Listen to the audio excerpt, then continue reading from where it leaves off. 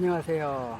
오늘도 역시 날씨가 지하철에서 내려가지고 여기까지 오는데 불과 한 15분? 10분, 15분 걸리는데 걸어오는 동안 막 땀이 막 나네요.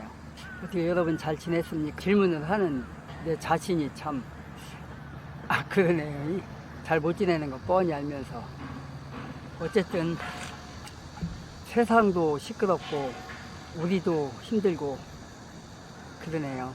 어쨌든 어떡하겠습니까? 견뎌야지. 먼저 스터디 TV에 들어온 모든 분들 구독과 좋아요 좀 부탁합니다.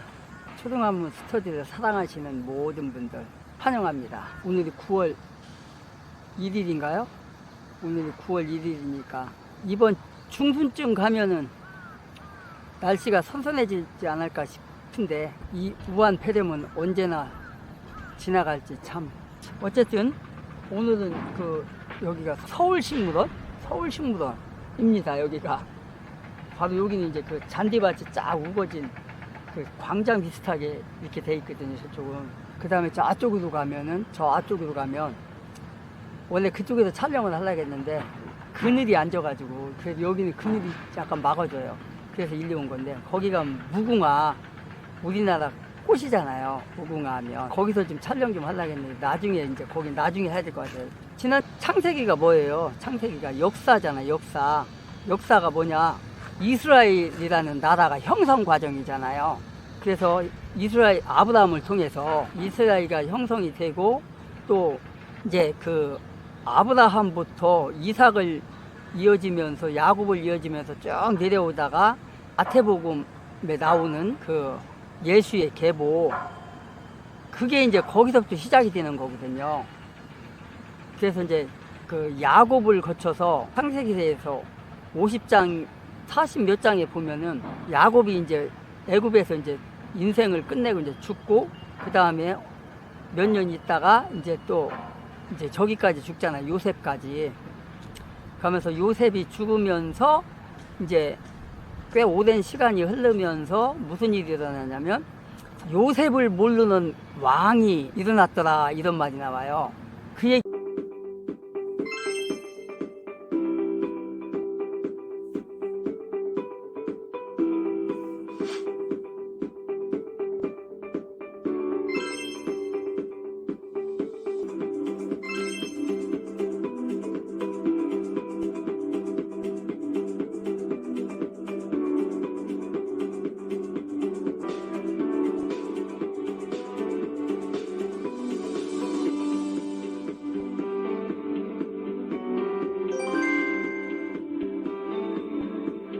가 뭐냐? 정말 요셉을 모르는 왕이냐? 그건 아니잖아요. 그건 아니고 이제는 그 이스라엘 백성이 애굽 땅에서 즉 이집트 땅에서 그 오랜 세월 동안 있다 보니까 장작 저기 430년간 있었잖아요. 거기서 애굽에서 뭐 성경에 보면 노예 생활을 했다고 이제 나오는데 그 정도 되는 기간 동안 430년 동안 민족을 이뤘잖아요. 그러다 보니까 애굽 왕이 바로가 자기 마음속에 생각할 때 만약에 어느 나라하고 우리가 전쟁을 할 때 저 이스라엘 민족이 저 많은 민족이 그 사람들 편에서 서서 만약에 쓴다면 어떻게 되냐.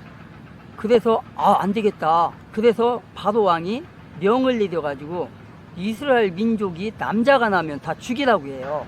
여자가 나면 살려주고 이제 그렇게 되거든요. 그래서 이제 거기서 이제 그 모세를 통해서 이제 그 민족이 이제 그 탈출하는 거잖아요. 거기서 애굽 땅에서 그렇게 해서 이제 가나안 땅으로 들어가게 되는 거거든요.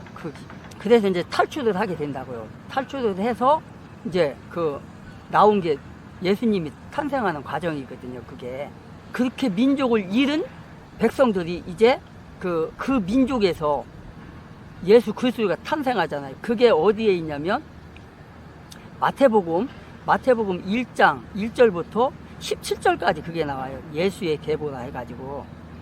그래서 그 예수가 탄생하기까지의 이스라엘 민족, 이 그럼 어떻게 해서 형성이 됐냐? 그걸 알기 위해서 창세기로 가는 거예요. 그래서 오늘 그 마태복음 1장 1절부터 17절까지 하고 우리가 그렇게 한번 해봅시다. 그러면 일단은 마태복음을 한번 17절까지 우리 한번 읽어보시면 그런 거 같이 읽기도 하고 이렇게 했으면 좋겠어요. 요새는 뭐 스마트폰 다 갖고 다니니까 스마트폰에 성경이 있잖아요. 그거 펴놔도 되고, 아브라함과 다윗의 자손 예수 그리스도의 계보라.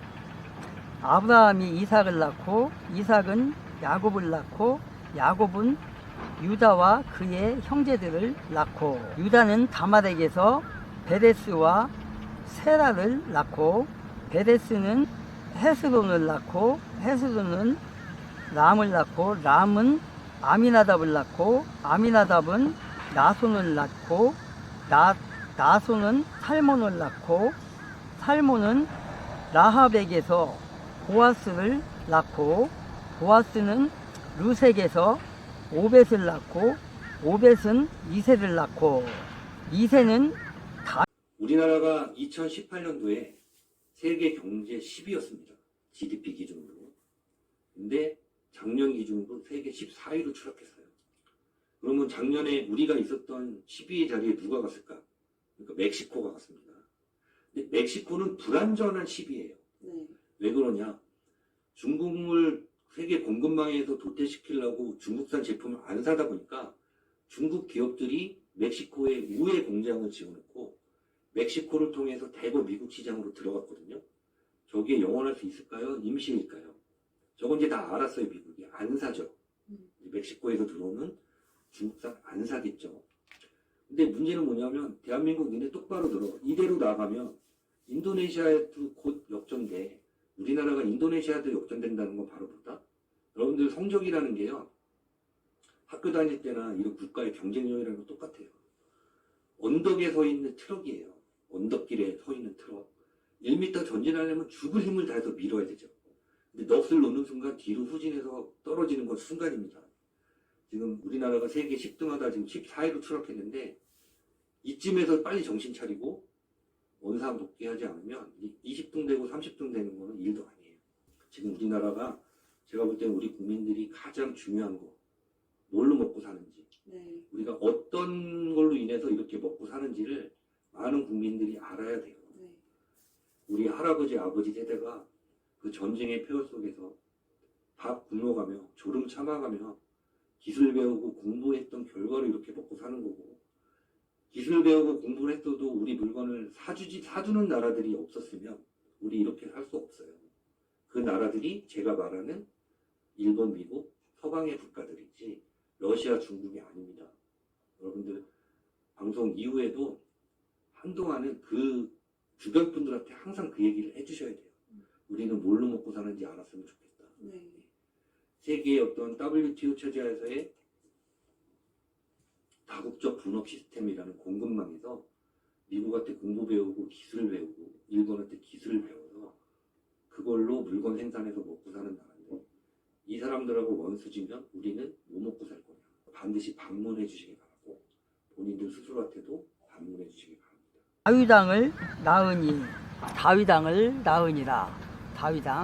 다윗은 우리아의 아내에게서 솔로몬을 낳고 솔로몬은 르호보암을 낳고 르호보암은 아비야를 낳고 아비야는 아사를 낳고 아사는 여호사밧을 낳고 여호사밧은 요람을 낳고 요람은 우시야를 낳고 우시야는 요담을 낳고 요담은 아하스를 낳고 아하스는 히스기야를 낳고 히스기야는 므낫세를 낳고 므낫세는 아몬을 낳고 아몬은 요시야를 낳고 바벨론으로 사로잡혀 갈 때에 요시야는 여고냐와 그의 형제들을 낳으니라. 12절부터 또 있습니다. 바벨론으로 사로잡혀 간 후에 여고냐는 스알디엘을 낳고 스알디엘은 스룹바벨을 낳고 스룹바벨은 아비웃을 낳고 아비웃은 엘리야김을 낳고 엘리야김은 아소를 낳고 아소는 사독을 낳고 사독은 아킴을 낳고 아킴은 엘리웃을 낳고 엘리웃은 엘르아살을 낳고 엘르아살은 mat단을 낳고 mat단은 야곱을 낳고 mat단은 야곱을 낳습니다. mat단은 야곱을 낳습니다. 야곱은 마리아의 남편 요셉을 낳았으니 마리아에게서 그리스도라 칭하는 예수가 나시니라.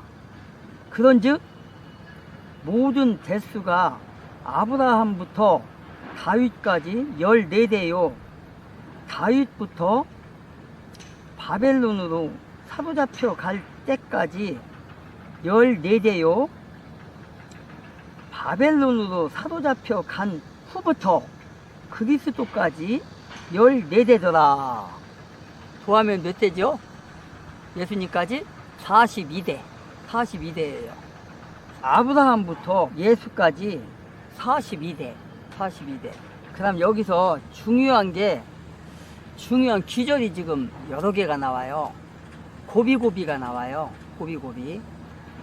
예수님까지 탄생하는 데까지 있어서 정말 가정이 개차반인 세상말로 개차반인 가정들이 나오고요. 지금 막 그래요. 그래서 그거를 한번 이제 찾아보.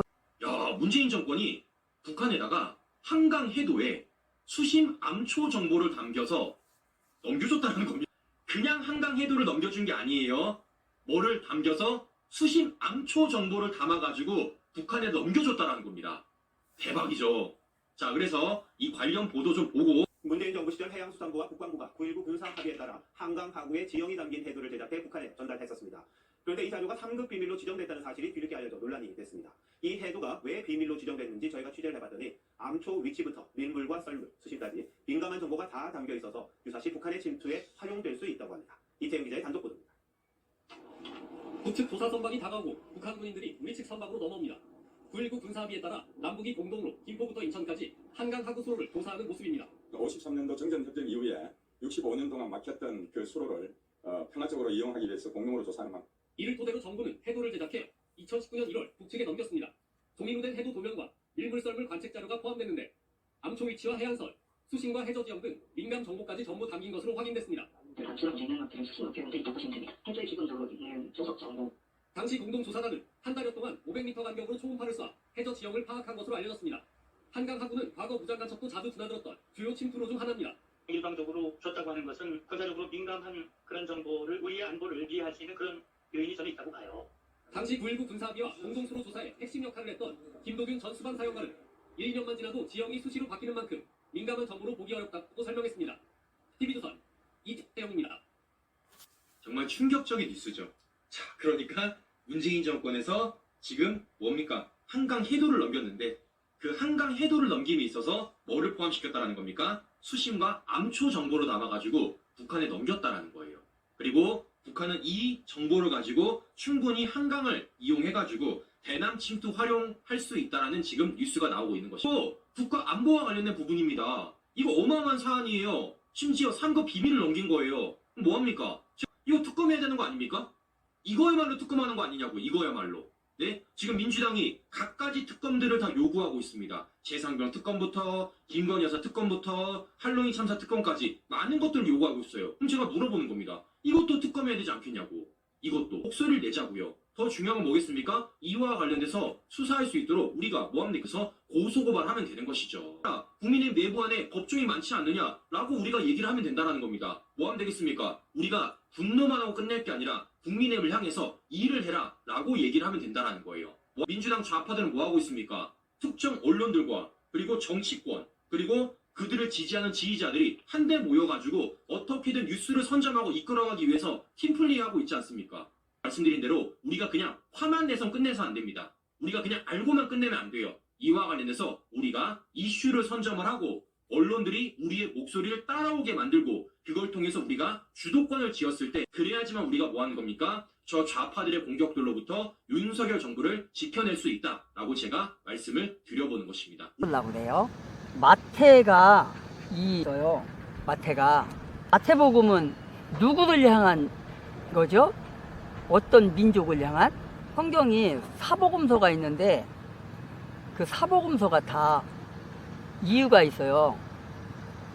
뜻이 있어요. 사복음서가 뭐죠? 마태, 마가, 누가, 요한. 요게 사복음서예요. 사복음서가 됐는데 마태복음은 어느 민족을 향해서 쓰여졌고 마가복음은 어느 민족을 향해서 쓰여졌고 이런 게 있어요. 근데 이 마태복음은 그러면은 어느 민족을 상대로 해서 쓰여졌을까요? 이게 한 가지는 사복음서 중에서 한 가지는 이제 제가 말씀드릴게요.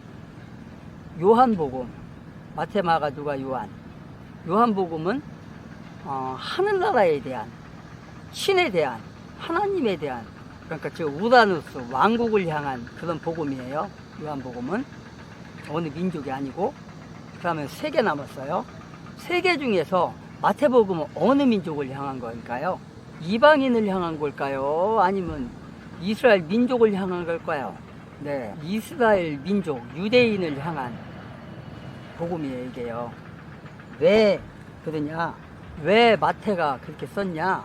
너희들이 그 마태복음 이제 계속 나중에 읽다 보면은 막 계속 싸우는 뭐 지파별 그냥 많이 나와요. 그게 바리새파, 에세네파, 사두개인파 막 이런 사람들이 서로 잘났다가 막 싸워요. 그 마태는 이제 그렇게 막 싸움이 벌어지는 가운데 야, 니네 민족이 잘난 민족 아니야. 니네 민족 이런 민족이야. 단일 민족도 아니고 이렇게 세상 말로 하면 추저분한 민족이다. 그 가운데서 예수님이 태어난 거다. 흠이 없는 게 아니다. 잘난 체 하지 말라. 이거예요, 지금 이게. 그래서 그 마태복음은 이스라엘 민족을 향한 그런 복음이라고 봐야 돼요, 이게. 자, 그래서 여기서 보니까 그 증거를 이제 우리가 이제 알아보는 거예요. 예수님이 태어나는 데까지 어떤 단계를 거쳤나. 흠이라고 해야 되나? 흠은 흠이죠, 사실. 아브라함과 다윗의 자손 예수 그리스도의 계보라 1절입니다. 이제 2절. 아브라함이 이삭을 낳고 이삭은 야곱을 낳고 야곱은 유다와 그의 형제를 낳으니라. 이렇게 돼 있어요. 자, 또 한 가지가 있어요. 여러분에게 질문을 할게요. 예수님이 태어나기까지의 이스라엘 민족이 42대라겠잖아요. 42대인데 우리나라 같은 경우는 왜 이런 게 있잖아요. 그 재산을 물려주는 거 어느 순으로 물려주죠? 우리나라? 누구한테는 더 많이 주고 누구한테는 적게 주고 이런 거 있잖아요. 지금이야 이제 조금 틀려진 것 같아요. 법이 바뀌어서 이제. 그전에는 법이 바뀌기 전에는 어떻게 됐냐면 큰아들이 장자로 여겨져요. 장자. 큰아들이 장자라고 해서 재산을 더 많이 받아가요. 그리고 그 집안의 장자가 큰아들이에요. 큰아들. 그래서 큰아들에게 축복이 내려져요. 우리나라는 그래요. 그런데 이스라엘 나라는 지금 그러니까 인간의 입장에서는 그런데 하나님 입장에서는 그렇지 않아요. 하나님 입장에서는 장자의 명분이에요. 장자의 명분을 큰아들한테 주는 경우도 있고 작은 아들에게 주는 경우도 있어요. 여기서 이제 그게 나타나요. 그래서 지금 하는 소리예요. 자, 그럼 누가 장자의 명분을 가졌냐? 이삭을 낳고 이삭은 야곱을 낳고라고 했어요. 여기서. 그러면 이삭이 야곱만 낳나요? 아니잖아요. 이삭은 아들을 둘을 낳았어요. 아들. 일단은 아들을. 누구죠? 에서죠. 에서가 큰아들이에요. 근데 그 에서하고 야곱하고 몇 살 차이죠? 1살 차이인가요? 2살 차이인가요? 3살 차이인가요? 아니면 5살 차이인가요? 헷갈려요? 아마도 1분에서 5분 사이가 되지 않을까 싶어요. 나이 차이가. 그게 말이 되냐? 그럴 것 같아요. 근데 말이 돼요. 왜냐? 쌍둥이거든요.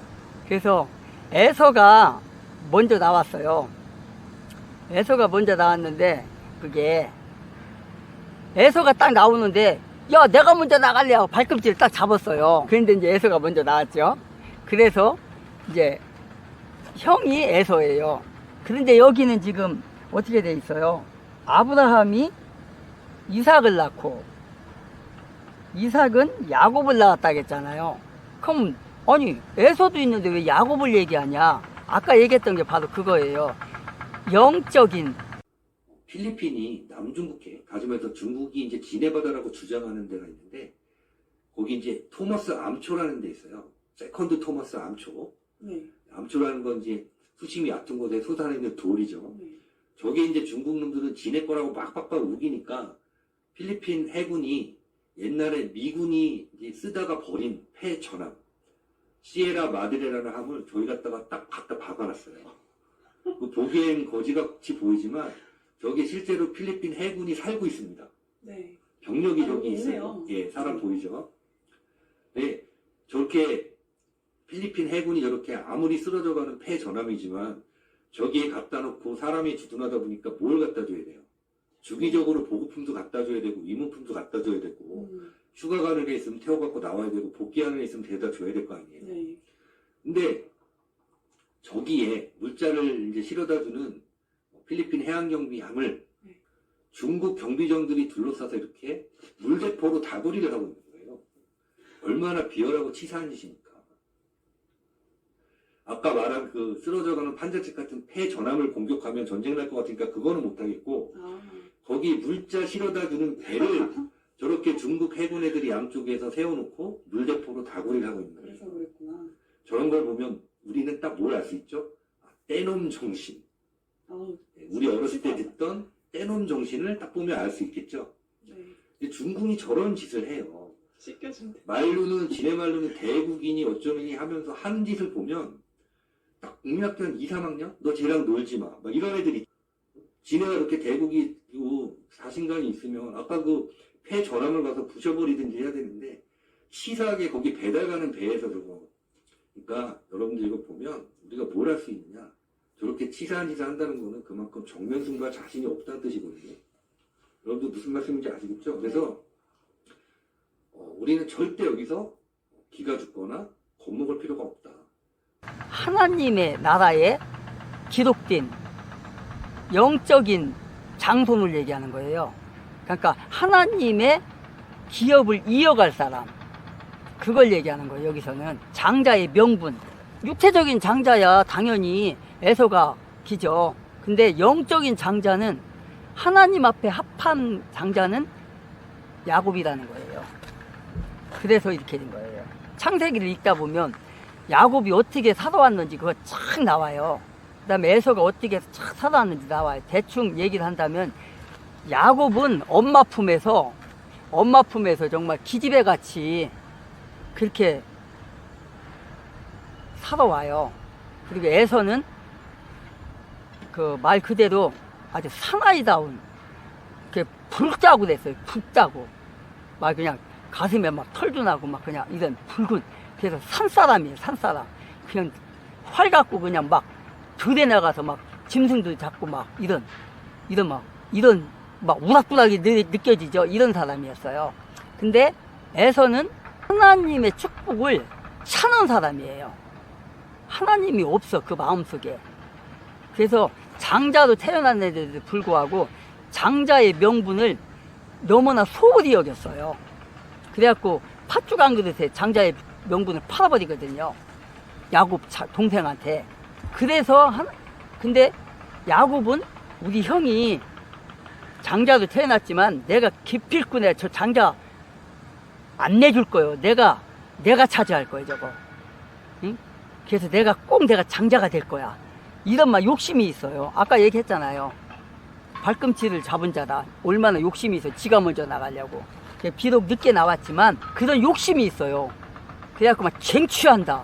쟁취하는 거. 그래서 하나님의 축복을 내가 쟁취할 거야. 이런 사람이에요. 그래서 야곱은 팥죽 한 그릇에 장자의 명분도 뺏었죠. 그 다음에 그 모든 그 재산을 물려줄 때, 영적인 재산이고 뭐 물려줄 때, 죽기 전에 뭘 하겠냐면, 야, 내가 이제 기력이 다하여 하나님 앞에 갈 때가 다 된 것 같다. 그러니까 내가 축복을 이제 장자에게 이제 물려줘야겠다. 그러면서 뭐라 하냐면, 네가 산에 가서 들에 가서 그 사냥을 해와라. 만난 그 짐승을 잡아다 나한테 요리를 해줘라. 그럼 내가 그 요리를 먹고 내가 최고의 축복을 해주겠다. 에서한테 그렇게 얘기를 해요. 에서를 불러가지고. 그러니까 에서가 아이고 알겠습니다 하고 나가서 사냥을 하러 갔어요. 그랬는데 에서에게 그렇게 축복을 해주려고 짐승을 잡으다가 나에게 만난 음식을 만들어서 줘라 할 때 부인이 밖에서 들었어요. 그런데 그 이삭 아버지는 그 에서를 좋아했고요. 그 부인은 작은 아들 야곱을 좋아했어요. 그래서 그 말을 듣고 야곱을 불러요. 야곱을 불러갖고 얘야 아들아 네 어머니 지금 네 아버지가 에서에게 이제 축복을 해주려고 들에 가서 그 짐승을 잡으다가 만난 요리를 해서 갖고 가겠다. 그래서 내가 먹고 너에게 축복을 해주겠다. 이렇게 얘기를 했으니까 네가 양떼에 가서 어린 양을 갖고 와라. 잡아갖고 와라. 그럼 내가 만난 요리를 해서 너에게 줄 테니까